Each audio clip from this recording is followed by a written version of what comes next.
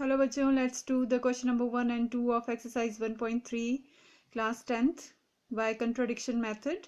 Before we start, let us remind the previous class chapter rational numbers, where we have studied about the rational numbers. Let us give a look to the rational number one time more. So what was the rational number? What is the rational number? Rational number is a number which can be written in the form of p by q, where q is not equal to 0. And a rational number, you know that the rational number is a number which have a terminating decimal expansion. For example, 3 by 2, where it get terminated after 5. Okay. And it can be non-terminating, but if it is non-terminating, then it must be repeating. For example, here we can take the example of 10 by 3, where 3 is repeating. In this decimal expansion, this 3 is repeating itself in finite time. Okay. And let us talk about the irrational number. The irrational number is a number which can be written as integers. Okay. We cannot write them as a p by q. For example, this. We cannot write this root 5 as p by q. Not only this, when we find out the decimal expansion of this, it is not terminating, and it is not repeating also, and we will not find its solution if we keep finding the values even up to the infinite numbers. So we can say that the prime numbers, all the prime number, here p is means prime numbers. Okay, prime numbers having square root is non-terminating and non-repeating decimal expansion. So we can say that all the prime numbers with square root is what? Irrational numbers. Okay, so I hope that it has reminded you the previous study we have studied in the class, previous class. Now let us solve this. We haven't given that root 5 is irrational number. As I have told you in during the introduction, that we will do this by contradiction method. Contradiction means the meaning of contradiction means to oppose something or to do something opposite what is given. Okay, so here it is given irrational. Opposite of this will be that we will assume that root 5 is a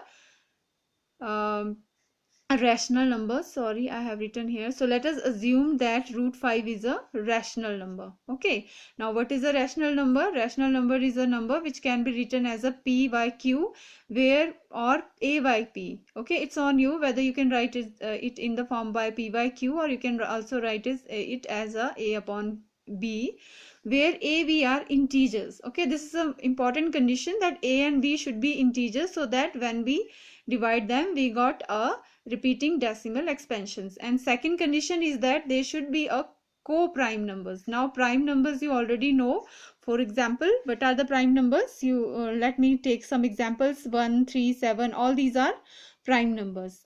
And why co-primes? Co-prime means they are companion to each other. And what is the factor that make them companion of each others? That is that both or any prime number have only 1 as a common factor. So 1 and 3, they have a 1 as a common factor.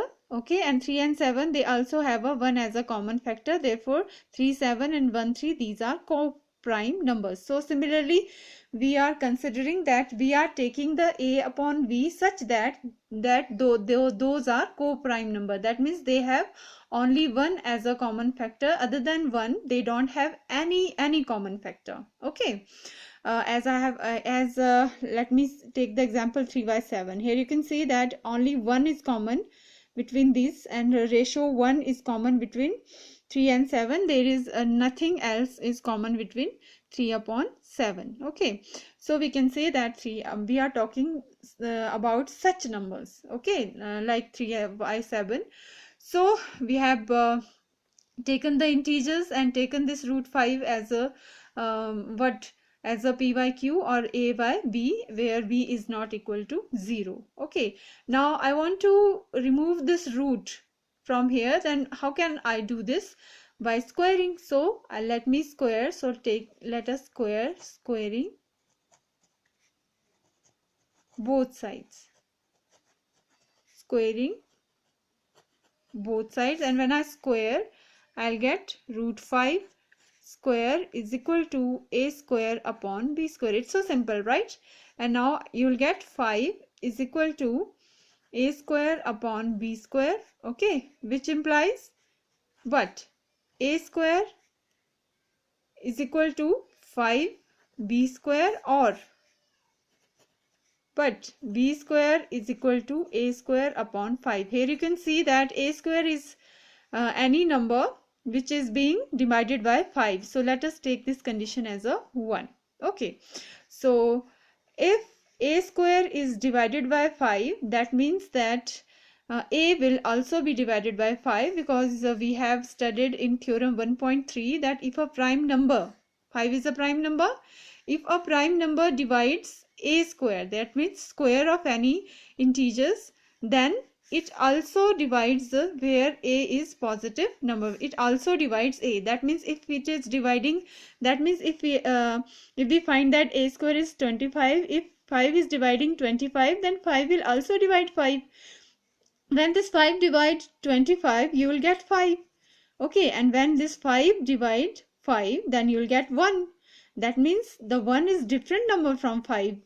Okay, so I will consider that when 5 divide a, that means this one. Okay, then therefore I'll get what? A different number.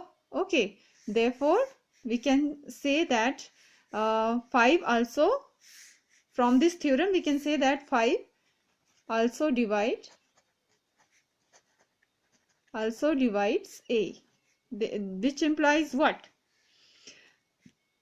A upon 5 is equal to c, some other number. Okay, this implies what? A is equal to 5c. Take this equation 2 and now put, but a is equal to 5c in 1. Okay, when we put this in 1, what we will get? We will get what? What is 1? 1 is here. So we will get b square is equal to a square, 5c upon 5c square upon 5, which will be equal to 25 upon 5 c square. So 5 5s are. So this implies b square will be equal to 5c square. And this further implies that what? This c square is equal to b square upon 5. Okay, take this as a 3. From here you can conclude that 5 is dividing a square and 5 is dividing b square. That means that 5 is dividing both these. For example, if I think that a square is 25 and b square is 100, then 5 is common among these. 5 is dividing this and this. That means 5 is the factor of 25 as well as 5 is the factor of 100. Similar arguments we can apply here, that 5 is a factor of. Therefore from what? 1 and 3. From 1 and 3 we conclude that 5 is a common factor of a and b. Okay, 5 is a common factor of